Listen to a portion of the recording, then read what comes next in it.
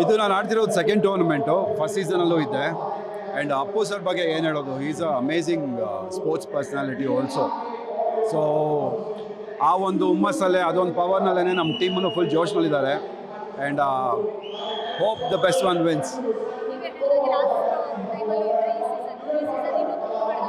S,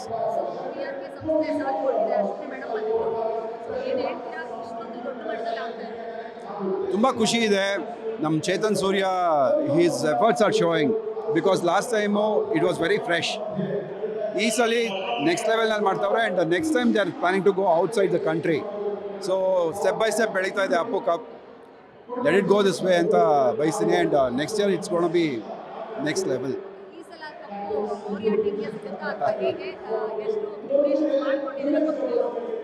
ತುಂಬ preparations ಮಾಡಿದ್ದೀವಿ. ಸ್ಪೆಷಲಾಗಿ ಕೋಚ್ ಬೇರೆ ಕೊಟ್ಟಿದ್ದಾರೆ ನಮಗೆ. ಆ್ಯಂಡ್ ಆಲ್ಸೋ ಎಲ್ಲ ಟೀಮನ್ನು ತುಂಬ ಚೆನ್ನಾಗಿ ರೆಡಿ ಆಗಿದ್ದಾರೆ. Hope the best one win.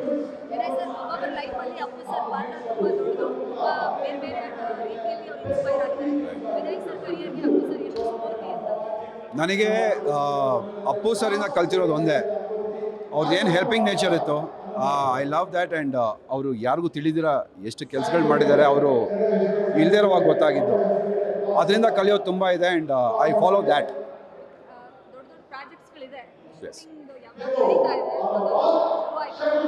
ಇವಾಗ ಹೇಳೋಂಗಿಲ್ಲ, ಬಟ್ 2 ಸಿನಿಮಾ ನಡೀತಾ ಇದೆ.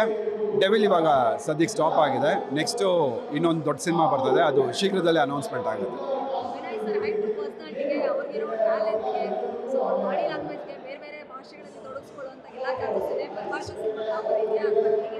ತಮಿಳ್ ಒಂದಿದೆ, ಮಲಯಾಳಂ ಒಂದಿದೆ.